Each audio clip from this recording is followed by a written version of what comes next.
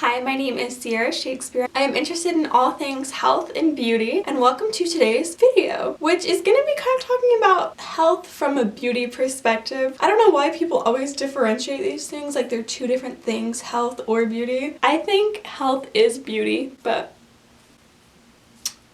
that's just me.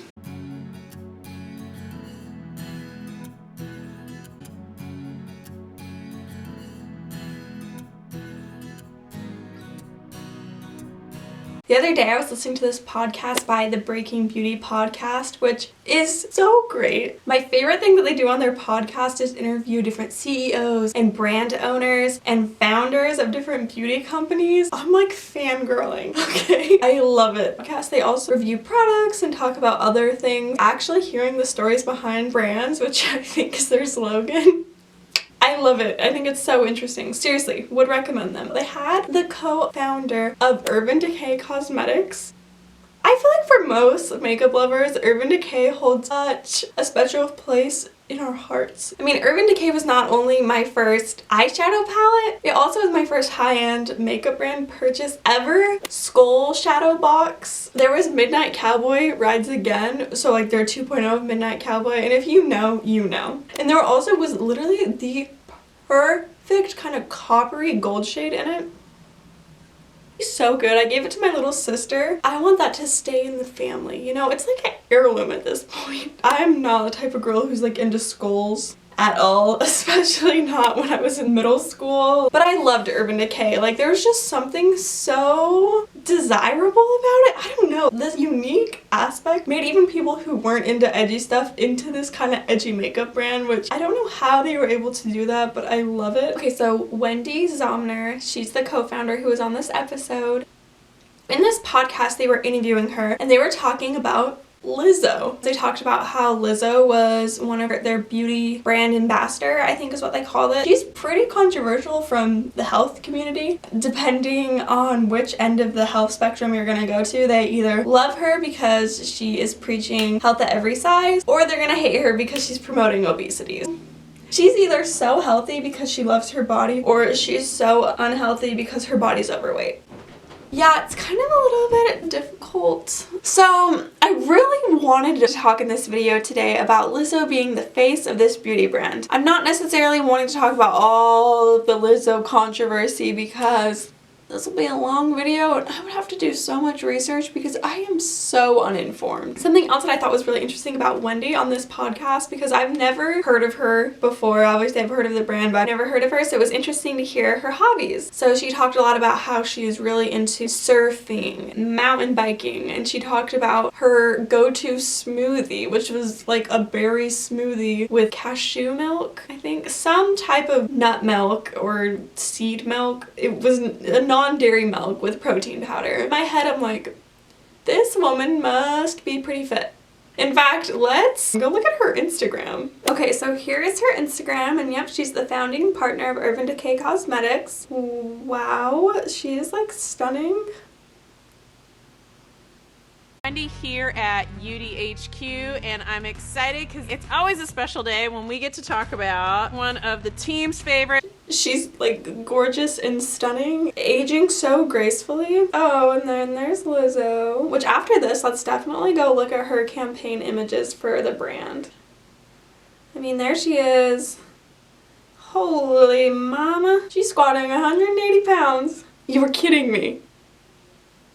A picture of her and Lizzo together. Makes sense because they obviously are collaborating on stuff, but that's really cool. And there she is with Patrick Star. She obviously puts in the work to look like this. The way she was talking about her eating habits and her physical activity habits, they sound pretty healthy. I do not think that just because someone is skinny that they are automatically healthy. I mean, I don't know what she eats, obviously. I've never looked over her diet. I only have heard a minuscule amount of the things that she eats, but that's awesome that she is so fit. Okay, so now I think we should go and look at some of Lizzo's shoots with Urban Decay and some of their campaign posts. Ooh, there she is. But I don't think that's their shoots they've done together. Okay. That is so cool. That's her skin. She has pores. I love that, first of all. I love that so many brands are showing that people have pores. crazy. Ooh. Okay, that is a really cool makeup look. Oh, there she is. She's so pretty. Like, who just opens the fridge and looks like that? Like, not me, for sure. Oh my goodness. Ooh.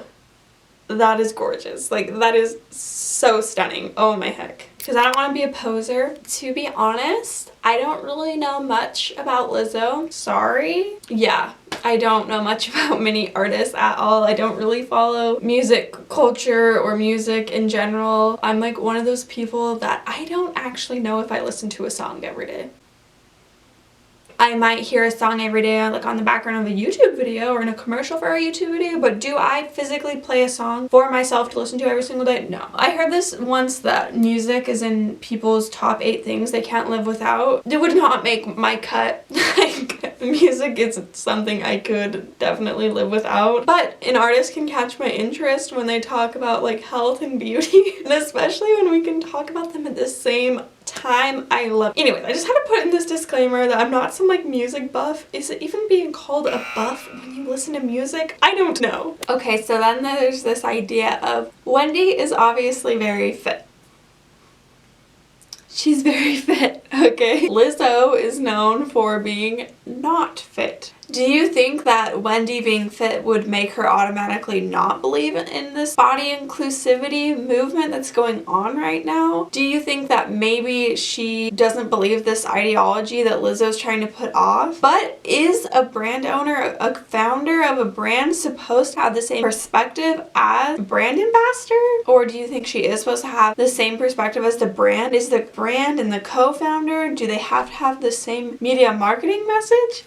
I'm not one to say. I'm not saying that she does or doesn't agree with Lizzo's ideology, but I just think it's interesting because she obviously is a very fit and active woman, but she was raving about Lizzo in this podcast, was talking about how she's been such a great fit for their brand, how she was the exact brand ambassador that they were looking for, and she said that they found her even before she blew up, and then she ended up gaining more popularity, and the rest of the world also fell in love with her just like how this brand fell in love with her. Is she saying like they discovered Lizzo? I mean, like I said, I don't follow music, but I doubt it. But it is important to know this brand, they could be potentially isolating themselves from certain customers because she is controversial and people do think that she is promoting obesity. And there are certain health complications that often are associated with obesity. That is a known fact, and that people who are at a higher weight often are at higher risk for certain diseases, certain chronic diseases. And I think people understand the seriousness in that and don't think that we should be taking those things lightly or promoting those things. That brand is taking some hits from that. That is something for them to think about.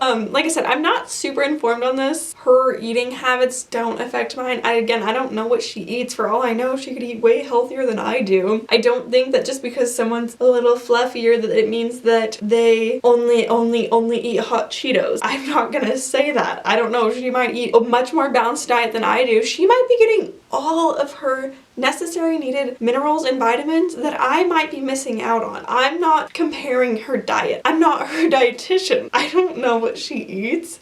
I don't know that, okay? Her brand has always been edgy and like modern. I think it's kind of cool. They're still sticking with their same brand that they always have been. No, I don't necessarily think their original branding back in the 90s was body inclusivity and inclusivity in general. I don't really think that was anyone's branding back then. I was an infant, so I didn't really pay a lot of attention to different brands and what their different messages they were trying to portray through media and marketing in general was. But I think it is cool because they've always been trying to be a really up-to-date brand and they're still able to do that through Lizzo. But seriously, that podcast, thank you for watching this video. I hope you enjoyed it. I just thought it was kind of interesting to maybe throw out a different perspective on Lizzo because I know she's kind of a hot buzz topic right now. I get why people think that someone who is a public figure has a responsibility because people are going to look up to them because they have a public status. Their life is on display for the public. We choose if we are to be influenced by other people's choices as well. That's what's important to remember.